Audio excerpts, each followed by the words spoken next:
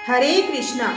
ओम नमः शिवाय। नमस्कार दोस्तों, स्वागत है आपका एक बार फिर से मेरे चैनल गुरु अमृत कहानियाँ पर। आज हम बुद्ध अष्टमी की पूजन विधि और उसके महत्व के बारे में जानेंगे। हिंदू धर्म में बताया गया है कि जो भी मनुष्य पूरी श्रद्धा पूर्वक बुद्ध अष्टमी का व्रत करता है उसे मृत्यु के पश्चात नरक नहीं जाना पड़ता। लोक कथाओं के अनुसार बुद्ध अष्टमी का उपवास करने से मनुष्य के सारे पाप नष्ट हो जाते हैं। हमारे शास्त्रों में अष्टमी तिथि को बहुत ही महत्वपूर्ण बताया गया है। जिस बुधवार के दिन अष्टमी तिथि पड़ती है उसे बुद्ध अष्टमी कहा जाता है। आने वाले बुधवार को बुद्ध अष्टमी और गुप्त नवरात्रों की दुर्गा अष्टमी दोनों साथ साथ पड़ रही है, इसलिए ये बहुत ही महत्वपूर्ण दिन है। बुद्ध अष्टमी के दिन सभी लोग विधिवत बुद्ध देव और सूर्य देव की पूजा अर्चना करते हैं। मान्यताओं के अनुसार जिन लोगों के कुंडली में बुद्ध कमजोर होता है उनके लिए बुद्ध अष्टमी का व्रत बहुत ही फलदायी होता है। भक्तों, आइए जानते हैं बुद्ध अष्टमी की पूजन विधि। बुद्ध अष्टमी का व्रत करने के लिए व्यक्ति को प्रातःकाल उठकर किसी पवित्र नदी में स्नान करके पूजा का संकल्प लेना चाहिए। अगर आपके घर के आसपास कोई नदी नहीं है तो अपने नहाने के पानी में थोड़ा सा गंगा जल मिलाकर स्नान करें। ऐसा करने से आपको गंगा स्नान जितना ही पुण्य प्राप्त होगा। अब एक कलश में गंगा जल भरकर अपने घर के पूजा कक्ष में स्थापित कर लें। बुद्ध अष्टमी के दिन बुद्ध देव की पूजा के साथ बुद्धाष्टमी की कथा भी अवश्य ही सुननी चाहिए। व्रत का संकल्प लेने के पश्चात बुद्ध ग्रह की विधिवत पूजा अर्चना करनी चाहिए। बुद्धाष्टमी के दिन भगवान को भोग लगाने के लिए 8 प्रकार के पकवान बनाने चाहिए और इन्हें बांस के पत्तों में रखकर भगवान को भोग लगाना चाहिए। इस भोग को फल, फूल, धूप आदि के साथ बुद्ध देव को चढ़ाना चाहिए। पूजा खत्म होने के पश्चात भगवान पर चढ़ाए गए भोग को परिवार के सभी लोगों के साथ मिलकर ग्रहण करना चाहिए। कई जगहों पर बुद्ध अष्टमी के दिन भगवान शिव और माता पार्वती की पूजा का नियम भी है। बुद्ध अष्टमी के दिन आपके घर को अच्छी तरह से स्वच्छ करके अपने इष्ट देव की पूजा अवश्य करनी चाहिए। शास्त्रों के अनुसार इस दिन भगवान गणेश की पूजा की जाती है। बुद्ध अष्टमी के दिन भगवान गणेश की पूजा करना भी अत्यंत शुभ माना जाता है। जो भी मनुष्य पूरे विधि विधान से बुद्ध अष्टमी का व्रत करता है उसके 7 जन्म के पाप नष्ट हो जाते हैं। बुद्ध अष्टमी का व्रत करने से धन, धान्य, पुत्र और ऐश्वर्य की प्राप्ति होती है। बुद्ध अष्टमी का व्रत करने से मनुष्य धरती पर सभी सुखों को भोग कर मृत्यु के पश्चात स्वर्ग को प्राप्त करता है। अष्टमी की बहुत ही पौराणिक कथा का श्रवण करेंगे। बहुत समय पहले की बात है, एक गांव में एक ब्राह्मण और ब्राह्मणी रहते थे। ब्राह्मण के बुद्ध नाम का बेटा और बुद्धनी नाम की बेटी थी। गांव के सभी लोग ब्राह्मणी से आटा पिसवाते थे और बदले में कुछ धन दे जाते थे। ब्राह्मणी आटा पीसने का काम तो करती थी, लेकिन उसमें से थोड़ा सा आटा बचा कर रख लेती थी। ब्राह्मणी कई वर्षों से ऐसा ही करती चली आ रही थी। ब्राह्मणी की बेटी बुद्धनी जब समझदार हुई तब उसे समझ आने लग गया था कि माँ आटे की चोरी करके रख लेती है। वह अपनी माँ को बहुत समझाती पर वह नहीं मानती थी और वह अपनी बेटी को ही डांट देती थी। एक बार ब्राह्मणी पीहर गई, लेकिन जाते समय वह अपनी बेटी बुद्धनी को कह गई कि आटा पीस देना और उसमें से थोड़ा आटा निकाल कर रख लेना। पीछे से बुद्धनी सबका आटा पीसती, लेकिन वह किसी का भी आटा नहीं निकालती थी। जब ब्राह्मणी पीहर से आई तो सबने उससे कहा कि तू हमारा आटा चुराती थी। तेरी बेटी बुद्धनी हमें पूरा आटा पीस कर देती है। अब हम तुझसे पीसना नहीं करवाएंगे। अब तो सभी गांव वालों के जाते ही वह ब्राह्मणी बुद्धनी को मारने लगी और ब्राह्मण से बोली कि इसका विवाह कुत्ते के साथ करवा दो और इसे घर से रवाना कर दो। उसने अपने मुंह लगे लोगों को बोला कि किसी भी कुत्ते को पकड़ कर ले आओ। बुद्ध भगवान ने सोचा बेटी सत्य पर अड़ी है, इसका कष्ट मिटाना पड़ेगा। बुद्ध भगवान कुत्ते का वेश बनाकर आए। ब्राह्मणी ने उस कुत्ते को देखा तो बुद्धनी का विवाह उसके साथ करवा देने का निश्चय कर लिया। उसके भाई ने उस कुत्ते के ही तिलक कर दिया। बुद्धनी ने अपनी सहेली को बोला कि मेरा विवाह तो भगवान के साथ हो रहा है, क्योंकि उसे अपने भगवान पर पूर्ण विश्वास था। धीरे धीरे यह बात पूरे गांव में फैल गई। सारे गांव में गूंज हो रही थी कि भगवान का ब्याह हो रहा है।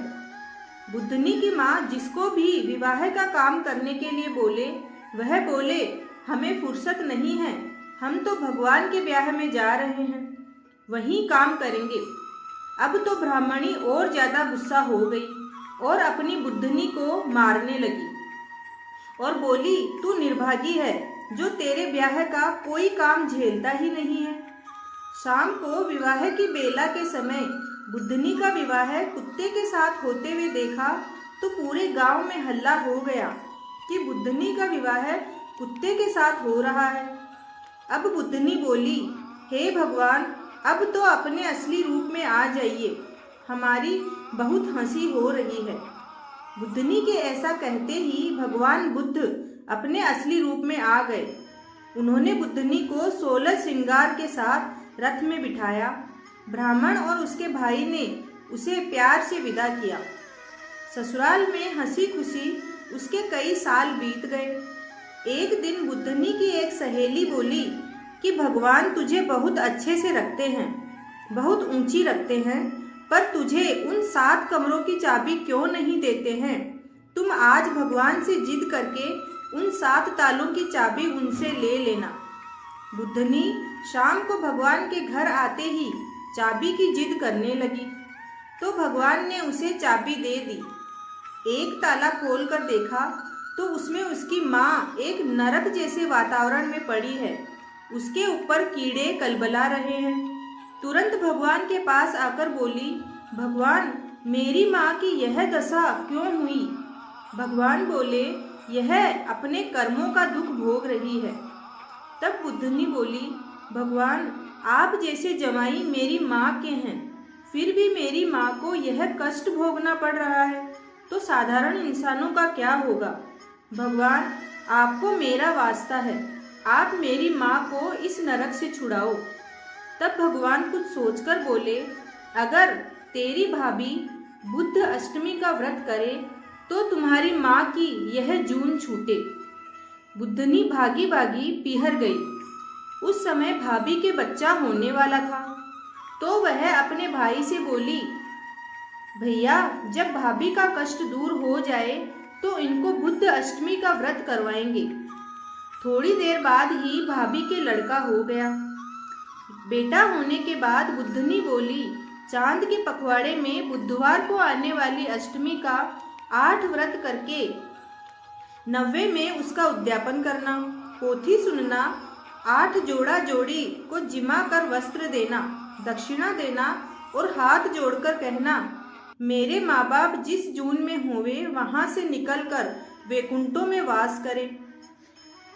बुद्धनी के भाई बुद्ध और उसकी पत्नी ने मिलकर यह व्रत किया और नरक से उसकी माँ को छुटकारा मिल गया और वह वैकुंठ में वास करने लगी। तभी से बेटियां अपनी माँ को वैकुंठ वास के दिलाने के लिए यह व्रत करती है। हे बुद्ध भगवान, जो भी आपका यह व्रत करे, कहानी कहने वाले, सुनने वाले सभी के ऊपर अपनी दया दृष्टि रखना।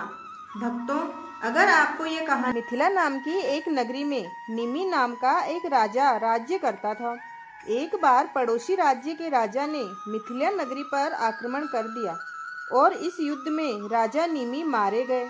उनकी पत्नी, जिनका नाम उर्मिला था, अपने पति के बिना राज्य से निराश्रित होकर इधर उधर भटकने लगी। तब वह अपने दोनों बच्चों को लेकर अवंती देश चली गई और वहाँ एक ब्राह्मण के घर में से गेहूं पीसने का काम करने लगी और गेहूं पीसते समय वह थोड़े से गेहूं चुराकर रख लेती और उसी से अपने भूखे बच्चों का पालन करती थी। इस तरह उर्मिला अपना और अपने बच्चों का गुजर बसर करती थी। कुछ समय बाद उर्मिला का निधन हो गया। पर उसके बच्चे बड़े हो चुके थे। उसका पुत्र बड़ा होकर मिथिला आया और राजा अपने पिता के राज्य को वापस प्राप्त कर शासन करने लगा। उसकी बहन श्यामला भी विवाह योग्य हो गई थी। वह अत्यंत रूपवती थी और उसका विवाह अवंती देश के राजा धर्मराज जी से हो गया। एक दिन धर्मराज ने अपनी पत्नी श्यामला से कहा, हे प्रिय, तुम सभी काम करना, परंतु ये 7 स्थान जिनके ताले बंद हैं, इनमें तुम कभी मत जाना और ना ही यह जानने की कोशिश करना कि इन कमरों में क्या है।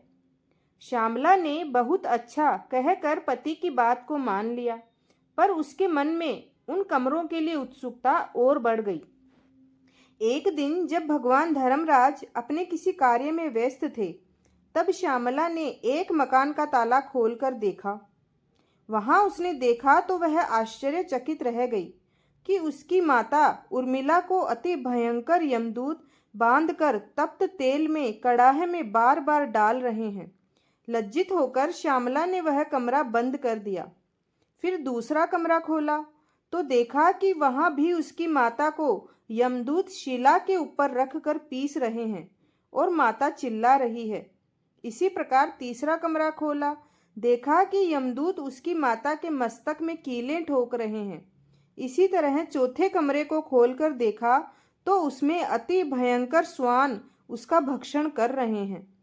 पांचवें कमरे को खोलकर देखा तो उसमें लोहे के छड़ से उसे मारा जा रहा है, उसे पीड़ित किया जा रहा है। छठे कमरे में देखा तो उसे कोल्हू के बीच ईख के समान उसकी माता पीसी जा रही है।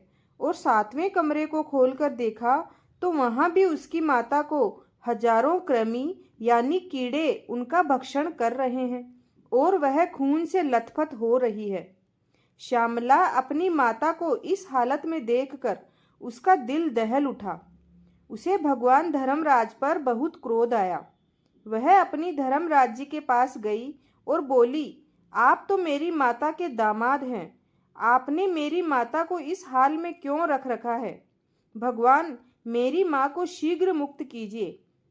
मेरी माता ने ऐसा कौन सा पाप किया है जिससे वह इस दुर्गति को प्राप्त हुई? इस पर भगवान धर्मराज बोले, प्रिय, मैंने इसीलिए कहा था कि ये 7 ताले कभी न खोलना, नहीं तो तुम्हें वहां पश्चाताप होगा। तुम्हारी माता ने संतान के स्नेह से ब्राह्मण के खेत से गेहूं चुराए थे।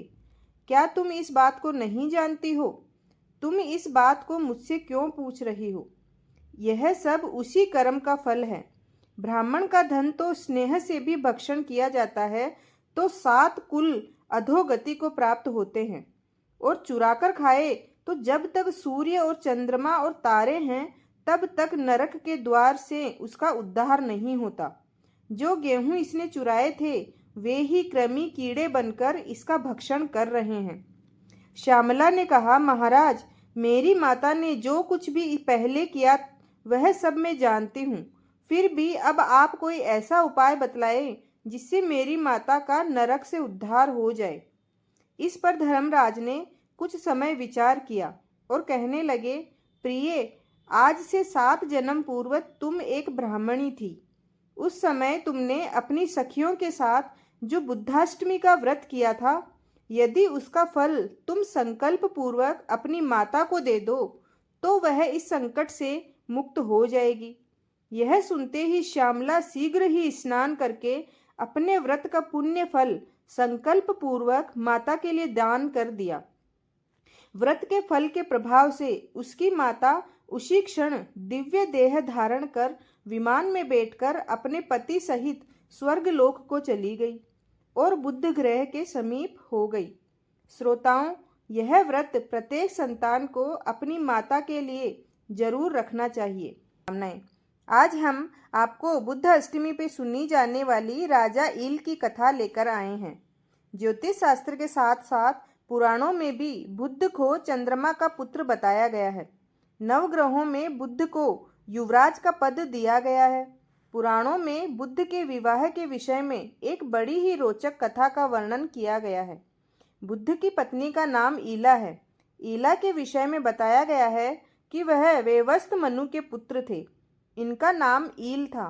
कथा के अनुसार ईल एक बार शिकार खेलने वन में गए। अनजाने में ही वह अंबिका नामक वन में पहुंच गए। अंबिका वन भगवान शिव द्वारा स्थापित है। एक बार शिव और पार्वती इस वन में विहार कर रहे थे। उसी समय ऋषियों का एक समूह वन में आ पहुंचा। इससे पार्वती शर्मा गई। शिवजी को ऋषियों का अचानक वन में प्रवेश करना अच्छा नहीं लगा और उन्होंने श्राप दे दिया कि शिव परिवार के अलावा अंबिका वन में जो भी प्रवेश करेगा वह स्त्री बन जाएगा। भगवान शिव के श्राप के कारण राजा ईल स्त्री बन गए। अपने बदले हुए रूप को देखकर ईल बहुत दुखी हुए। जब राजा ईल वन से बाहर निकलने पर उनकी मुलाकात भगवान बुद्ध से हुई। बुद्ध राजा ईल के स्त्री रूप पर मोहित हो गए। ईल ने अपना नाम ईला रख लिया और बुद्ध से विवाह कर लिया। ईला और बुद्ध के पुत्र का नाम पुरूरवा रखा गया। पुराणों में बताया गया है कि पुरूरवा बड़े होकर राजा बने। इनकी राजधानी गंगा तट स्थित प्रयाग थी। राजा पुरूरवा को एक दिन माता ईला ने दुखी होकर अपने स्त्री बनने की कथा बताई। इसके बाद पुरूरवा ने निश्चय किया कि वह अपनी माता को वास्तविक रूप में लाने की कोशिश करेंगे और उन्हें अपना वास्तविक रूप अवश्य दिलाएंगे। इसके लिए उन्होंने गौतमी गंगा यानी गोदावरी तट पर भगवान शिव की उपासना की। पुरूरवा की उपासना से प्रसन्न होकर शिव और माता पार्वती प्रकट हुए और वरदान मांगने के लिए कहा।